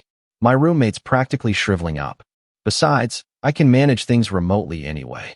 Hyunjin smiles brightly and insists, "Let's go to Las Vegas to have fun and burn our worries away. If you don't like noisy places, there are many sightseeing excursions we can go on to clear our minds in nature. We could go to Bryce Canyon. People say it's a great place to visit." So-eun pauses in realization. The memory of Bryce Canyon. She recalls Tae-jun says, "There's a huge national park in the state of Utah in the United States called Bryce Canyon. Let's go there someday." His full face appears warmly lit by the sunset as he adds with a tender smile, "I will take you there." In the present time, on the other side, near Bryce Canyon, inside a rustic bar filled with barrels and bottles, someone prompts, "Tae-jun, tell me more about your relationship." A man responds skeptically, "You're telling me that your girlfriend just left you like that, and you don't think it could be something else? Like she was cheating?" A woman beside him adds, "Come on, don't you think you've been watching too many K-dramas?" Tae-jun grips a glass of whiskey as his reflective voice admits, "I don't know. But for people like her who keep everything to themselves," Tae-jun leans forward seriously, continuing, "there must have been a good reason for leaving everything behind." Outside at dusk, the same man waves with a smile, calling out, "I wish you the best of luck, Tae-jun," while Tae-jun watches them leave. He thinks to himself, "It's already been a week since I've been staying here. Han So-eun, there's still so much I don't know about you, but I do know one thing, because I know you won't be able to forget me." Tae-jun stands alone in the middle of a quiet, empty street at sunset. The brilliant orange and red sky where the sun is setting on the horizon. He looks up at the setting skies. Inside a bar restaurant, multiple hands toast with green glass bottles. Tae-jun reminds himself, "I threw away my pride a long time ago. I buttered up anyone I could, just to make connections. I set my own pain aside and asked for help by sharing my heartfelt story." He interacts with a cheerful couple. They offer supportive words, standing in a friendly indoor space, likely a restaurant or bar. The atmosphere feels sincere and hopeful. The woman, "I hope you can find your girlfriend." The man adds, "I'll let you know if I see her, Tae-jun." Outside, nightfall in Bryce Canyon. A sleek black car is parked in front of a small motel under a bright full moon, surrounded by palm trees. The area is quiet, serene, and bathed in moonlight. Now here in Bryce Canyon, not a single person is unaware of who Han So-eun is. Inside the parked car, Tae-jun works on a laptop. He's focused, determined, illuminated by the screen's glow under the night sky. "I'm sure that someday she'll come here, so I just have to wait until she appears in front of me once again." However, a computer screen displays a map focused on California, with an arrow pointing westward across the region. Below the map, a burst-like speech effect appears to emphasize a pivotal direction: west. Not too long ago, at a detective agency in New York, inside the detective agency, a man informs Tae-jun, "It seems that Miss Han So-eun took a train that crossed over the American continent and headed west." He continues, the starting point was in Chicago. We are still trying to determine the destination it was headed to, but we have to investigate the 33 different stations for that. It seems that it's going to take us some time, regardless of what method we use. So how would you like us to proceed? Tae-jun responds, I see. Tae-jun reflects in silence, thinking, that's a problem. I would really prefer not to wait that long. Sitting in his car, Tae-jun thinks, staying in New York was as if she were constantly in my grandfather's grasp, so she probably wanted to quickly escape that. Though I didn't expect her to head directly west. She's really smart. If she left, she must have gone somewhere very far from New York. Most likely somewhere in California. A map highlights Los Angeles as Tae-jun thinks. Could she be staying in the Korean street? Another map highlights San Francisco as Tae-jun wonders. Or maybe Silicon Valley to try and find a job there. Thinking of Hyun-jin speaks confidently. After I'm done with my job here, I'll go back to San Francisco. I want to keep studying there and gain more experience at a law firm in the United States. Tae-jun's eye is shown in realization as he exclaims inwardly, Choi Hyun-jin. Why didn't I think of that before? At night, palm trees sway under the dark sky. A voice greets, hello. Tae-jun responds, Choi Hyun-jin, how have you been? Hyun-jin reply follows, oh, it's been a while, Mr. CEO. Tae-jun sits in his car, sweat on his forehead, troubled by the call, but reminds himself, ugh, I didn't want to talk about it with her, but Hyun-jin asks, what happened? Didn't we agree to never contact each other again? He explains over the phone.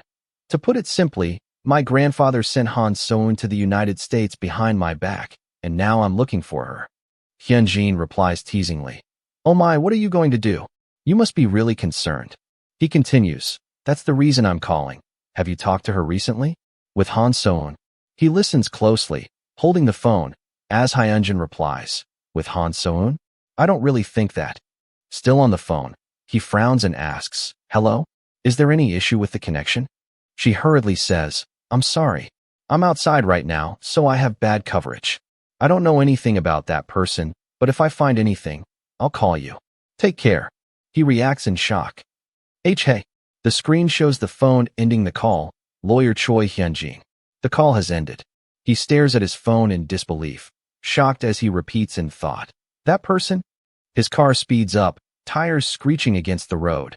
As his thoughts echo, something is going on. The speedometer shows the car racing at 150 kilometers per hour, while the man's thoughts appear. He says, I'm sure of it. He grips the steering wheel tightly, determination in his eyes. His thoughts add, there's something weird going on. He sweats slightly, looking tense and focused as he continues driving at high speed. I have to go to San Francisco next. A wide view of Las Vegas shines under the bright sky. So-eun appears excited in outdoor gear with a hat and backpack. She smiles brightly and says, it's just going to be a 2 days and 1 night tour. I'll come back soon. Hyun-jin folds her arms and raises an eyebrow, unimpressed. She responds, just as I thought. I knew you were going to be the most excited to go there. You just had fun acting all difficult with me before, didn't you? You looked so drained.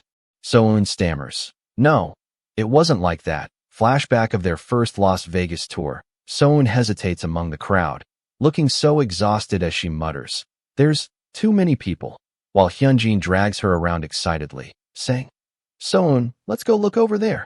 Unimpressed, Hyun-jin adds, you were acting like that. So-eun admits, I was struggling a little, but I did have fun. She smiles warmly and promises, once I come back, I'll go out with you. Hyun-jin stares with wide a dark aura surrounding her. She asks intensely, that's a promise, right? While So-eun looks startled, Hyun-jin reaches out and firmly grabs So-eun's hand, smiling with excitement, says, in that case, let's go to a club. Call me immediately after you come back.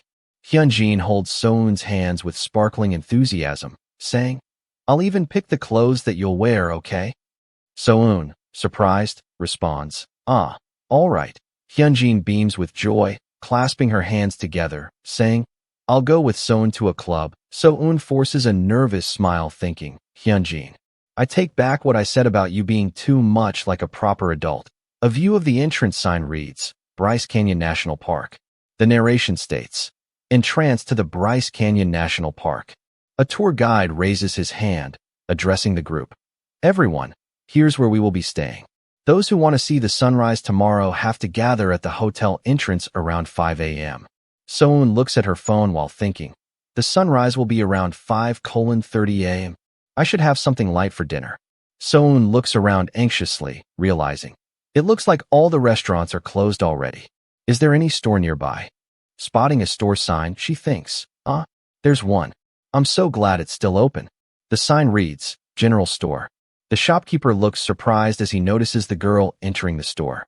He exclaims with a startled sound. Soon turns around curiously as the man calls out to her. He says, wait a second. The man adjusts his glasses and stares intently at her.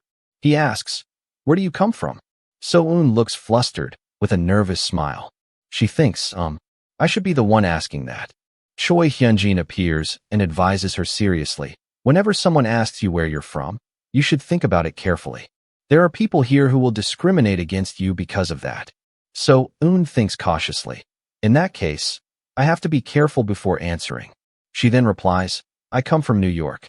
Is there any problem with that? The man questions her again, leaning forward with curiosity. He says, you said you come from New York? So-eun looks startled and replies, is that a problem? The man suddenly lights up with sparkling eyes, his cheeks blushing as he looks overly excited. He points directly at So-eun, shouting enthusiastically, Bingo! She looks startled and unsure how to react.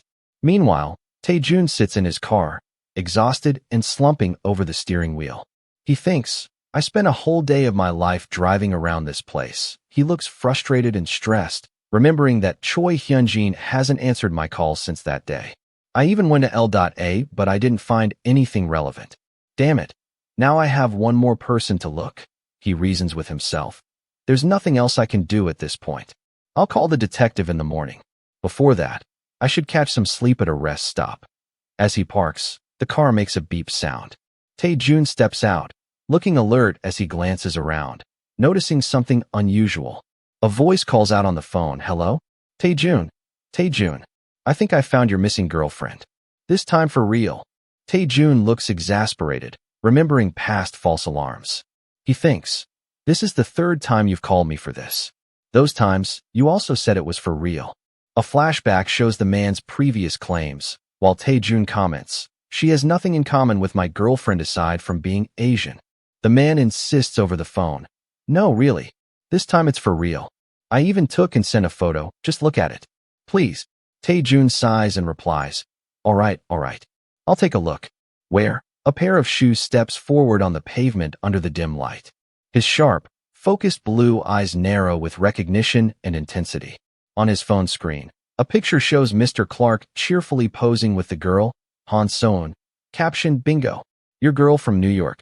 A close-up of the photo reveals So-eun's gentle smile, her expression soft yet uncertain, as if caught off guard. Taejun stands outside under the night sky, looking down at his phone, his posture tense with disbelief and urgency. Han So-eun. Inside a warmly lit room, So-eun lies in bed, gazing upward with a faint smile. She thinks, having traveled this far all on my own, I still can't believe it. So-eun rests on her side, eyes half closed, and reflects. I have to go to bed early. Tomorrow, I have to wake up early to see the sunrise. A moment of silence follows. So-eun's wide eyes reveal her restless state as she admits, but I can't fall asleep. Tossing and turning in bed, she grips her phone with worry. She thinks, what am I going to do if I oversleep? I don't have anyone here to wake me up. She mutters anxiously. Should I set more alarms? It makes me so anxious. So-eun lies awake, holding her glowing phone in the dark. Her eyes widen in surprise as she reacts with a quiet. A text message appears on the phone screen from Hiwuk, asking, are you having fun in Las Vegas? She stares at her phone in surprise, realizing, it's in Korean. After being surrounded by English all day, I'm glad to see something that hits close to home. Somehow it's easing my anxiety, she replies. Yes, it's been fun. Right now, I'm doing the Grand Circle tour. The response comes quickly. Oh, the Grand Circle is great. Where have you been already? She texts back. Right now, I'm at Bryce Canyon to see the sunrise. The reply, you must be tired. Take care and rest well, don't get hurt. She finally falls asleep with her phone still glowing in her hand. A wooden sign under the moonlight reads, Sunrise Point, elevation 8015. She pulls down her mask, her breath visible in the cold air as she exhales heavily. Shivering, she wraps her arms around herself and thinks, it's so cold. A hand opens the lid of a container, releasing steam into the freezing air. So-eun holds her coffee close, savoring its warmth in the cold morning. She thinks, I'm so glad I brought coffee. I'll have to cope with this until the sun comes up. She breathes out softly, enjoying the taste. A couple nearby notices the aroma. She comments, oh, that smells really nice. So-eun looks at him in slight surprise while holding her cup. The couple introduces themselves warmly. The man greets, what are you drinking? Coffee. The man is Pol Linden and woman is Annis Linden. So-eun offers, want to try? It's Korean instant coffee. The woman replies, if you don't mind. After tasting it, she exclaims, oh, it's delicious. Honey, come try this. Pol follows with delight. Oh, this is the best coffee I've ever tasted. 2 cups are placed on the ground. Annis explains, every year, on our wedding anniversary, we come to do the tour. She then asks So-eun, how did you end up coming all the way here alone, So-eun? So-eun answers honestly, to be honest, I recently broke up with my boyfriend back in Korea. I decided to take this trip to clear my mind a little bit. Annis reacts sympathetically. Oh no, poor thing. The Lindens whisper together, sparkling with affection. Annis suggests, should we take this girl to our special place so she can make better memories? Pol agrees. That's a great idea, as expected from you, honey. So-eun looks surprised and says, excuse me. Annis warmly invites, So-eun, why don't you come to the inspiration point with us? It looks like this. Holding out her phone to show So-eun. Seeing the image, her eyes widen in surprise. The phone screen displays a breathtaking view of the rocky formations. The Lindens explain, here, the sun rises in front of you. It looks amazing. In fact, I would say that the view is the prettiest at the inspiration point. From higher up, you can see a sea of rocky formations. We'll take you there. It's our way to thank you for the coffee. So-eun looks up with wide, glimmering eyes. Taejun's voice over a memory of sunrise, describing, it's a red, desertic area filled with rocky formations that resemble thick, rough horns. During the sunrise, the light of the sun makes the ground look bright blood red. So-eun repeats softly, rough horns and red ground, as the couple smiles warmly, showing her something on the phone. They say, what do you think? It's just a short distance away. So-eun clenches her fist with determination, eyes shining, and declares, I'll go. The couple beams happily, holding hands with joy, both their faces lit up with excitement. The couple leads So-eun forward, saying, here it is, So-eun. We've finally arrived. She follows behind them, looking around, and gestures for her, saying, come look over here, as So-eun stands between the couple, her face full of anticipation. So-eun stares ahead with awe, her lips slightly parted and her eyes reflecting the glow of the sunrise. Taejun's voice runs in her mind. There's a place in Utah, United States called Bryce Canyon National Park. It's a red, desertic area filled with rocky formations that resemble thick, rough horns. During the sunrise, the light of the sun makes the ground look bright blood red. The sun rises gloriously over the horizon, casting golden rays across the sky. His words continue, but I'm sure it sounds far less impressive with my vague explanation alone. If you sit on a rock and watch the sunrise, you'll feel like part of the environment, the dust blowing in the wind, making you realize how small you are compared to a place with thousands of years of history. Her hands rest against a wooden surface while his voice continues to describe the place in her mind. It is a deeply emotional place to be. It's a vast and empty canvas to watch, but it's the most breathtaking view I've ever seen. I take that back. Right here with you. It's the most beautiful, but So-eun's eye fills with emotion. She stands facing the stunning rocky formations, the colors glowing red beneath the rising sun. His voice echoes, let's go someday. I'll take you there. Her eyes wide in awe as the morning light shines down, filling her with wonder. So-eun gazes forward with trembling emotion, her inner thoughts surfacing. Kim Taejun, I've come all the way here. Just like you did in the past, I'm watching the landscape you talked to me about. I was able to use those difficult maps to make my way to this place, and I was able to get on an airplane. So-eun stands between the couple at the viewpoint, the scene before her stretching wide. She reflects. To be honest, you could kind of say that in the end, you were the one who brought me all the way here.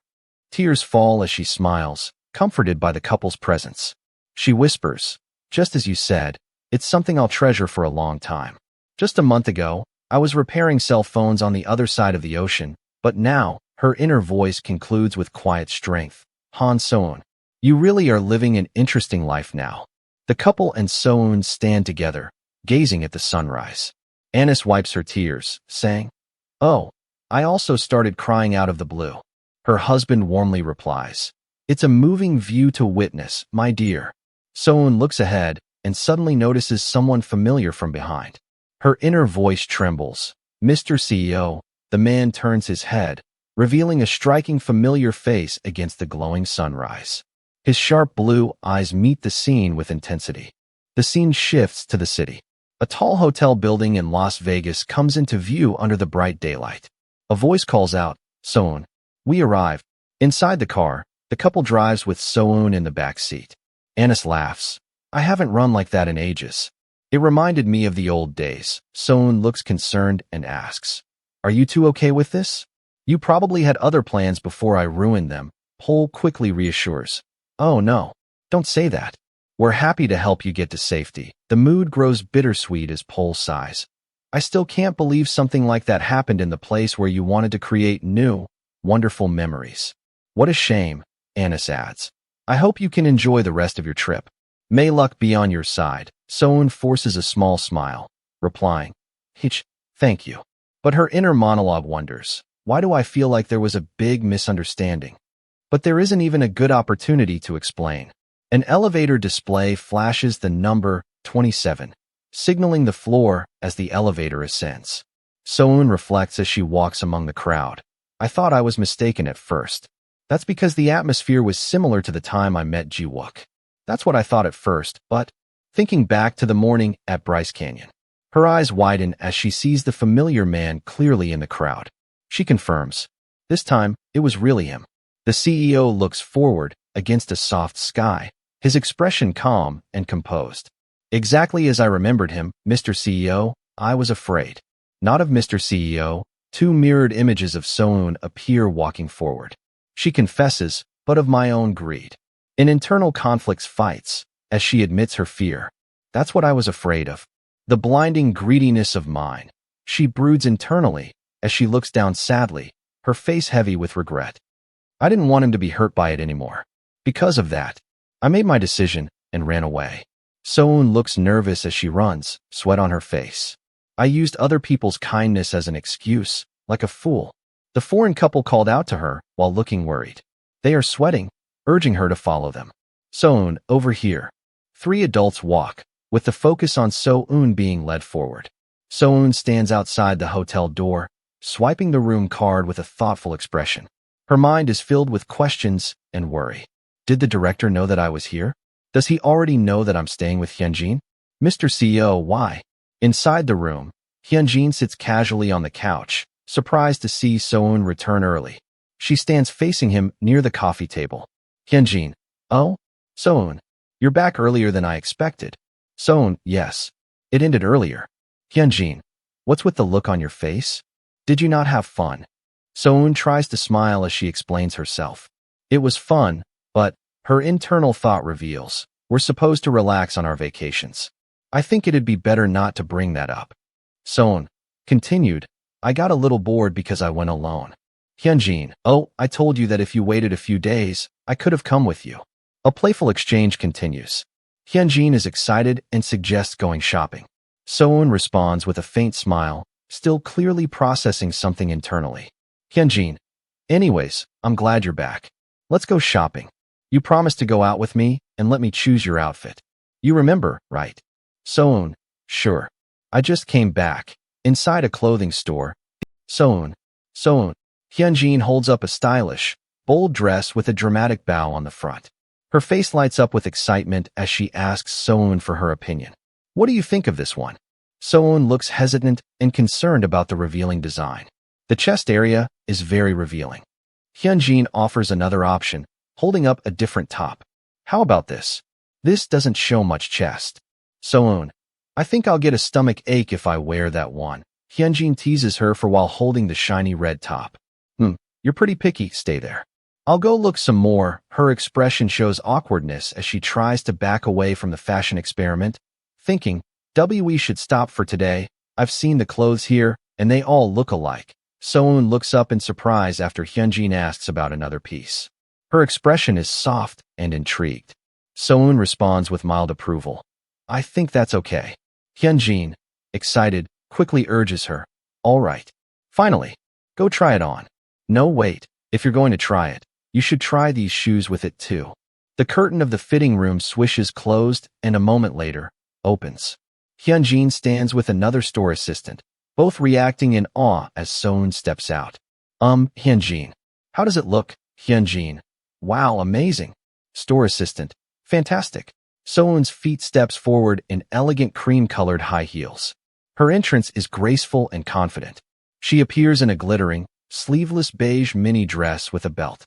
Her elegance and beauty screams loudly as she shyly tucks her hair. Hyunjin reacts with stars in their eyes, dazzled by Soon's appearance. How do you pull that off? It looks so sexy, yet so demure. Soon panics a bit in embarrassment. How does this look demure? Hyunjin exclaims. It covers your breasts completely, and it doesn't show your belly button. Soon turns away, flustered. Hey, I think this is too flashy for me. Wearing something like this would be a little. How do you even wash clothes like these? Hyunjin shrugs casually and tells her to embrace it. What's wrong with letting others see you shining? It's not like people will judge you for it. Soon still doubts the outfit. It's not shining, it's too flashy. Hyunjin teases her. You're focusing on trivialities. I don't see the difference. Soon hesitantly asks. You really think so? The scene shifts dramatically with a stark blue spotlight and mechanical structures. Inside a lively club illuminated by blue lights, people are in the midst of a celebration. Musical notes float in the air, signaling loud music and a festive atmosphere. They are laughing, drinks in hand, fully immersed in the party. Soon makes her way through the dance crowd as she looks around worriedly. Hyunji. Hyunji. Where is she? Hyunji suddenly appears, smiling warmly and waving at her friend. She calls out cheerfully, Soon, over here. Soon is surprised, reacting with a soft gasp. Hyunji introduces Soon to two smiling individuals, one man and one woman, both holding drinks. Hyunji enthusiastically says, Hyunji. Say hi, these two people are currently working in Silicon Valley as engineers. Here, try a non-alcoholic cocktail. The woman in purple greets Soon with a friendly, hi. Soon responds nervously, hello, her expression showing she's overwhelmed. Soon stands awkwardly, holding the drink. She's visibly sweating and uncertain. The blonde woman internally thinks, what did she say? I couldn't hear anything. Did she even speak our language? Soon's face reflects her unease and detachment. Hyunji chats happily with another guest, holding her drink and smiling. Soon observes Hyunjin mingles. She thought to herself, Hyunjin seems like a really fun person. I'm glad that she's been looking out for me. I don't know what I would have done without her. I'm trying to change a little too. I've been pushing myself to do things I wouldn't have done before. But I don't really think this is the type of environment I'll stick to. Soon, looking small and out of place, drinks quietly. Her internal monologue continues. Partying like this is more suited for people who are already used to it. The setting shows the club's blue and purple lights. Soon speaks first. Hyunjin, I'll be leaving first. Hyunjin, why? You don't like your outfit? Soon, I think I'm a little tired since I just came back from the tour. Hyunjin, wait, in that case, I'll go with you. I'm sorry, Soon. I didn't think about how tired you must be. Soon assures, no, it's okay. You can stay to have more fun. You said tomorrow you wouldn't be able to go partying, so I'll be fine. Hyunjin yells, are you sure you'll be okay leaving on your own? Soon gives her a reassuring smile, nodding amidst the crowd, indicating that she'll be fine on her own. Taxis jam the vibrant city street. The lights of Broadway theaters glow in the background. Horns blare in the traffic as yellow cabs line up bumper to bumper. Soon sits inside the taxi, looking out of the window pensively. Her expression is calm but distant, lost in thought as city lights blur outside. She reflects silently about her impending departure from Hyunjin. After the trip, I should part ways with Hyunjin. Knowing Mr. CEO, he'll end up finding me through Hyunjin. I know Hyunjin told me that she would keep the secret, but still. As an elevator reaches the 30th floor, her thoughts continue. But where am I going to go after parting ways with Hyunjin? A place where we won't cross paths and that he won't find. Does a place like that actually exist? Carefully planning how to run away like this. What am I doing? She finally makes her way to her hotel room. She takes out a hotel key card about to unlock it. She stands in front of the hotel room door, repeatedly trying to scan the card, which doesn't seem to work. Her confusion is clear. She leans forward, sweat forming on her temple, as anxiety creeps in. Why is the door like this? I'm sure it was working fine earlier today. Another hand grabs her hand, guiding the hotel key to unlock. With a click, the door unlocks. She is taken aback as a man in a white shirt appears and suddenly embraces her gently from behind. He whispers, "You." Their feet show the closeness between them. His polished black shoes and her beige heels are just inches apart as he finishes. Came back safely? Taejun affectionately holds So-eun from behind, resting his face against her hair. She stands frozen, holding the hotel card in her hand, visibly caught off guard and overwhelmed by his sudden return.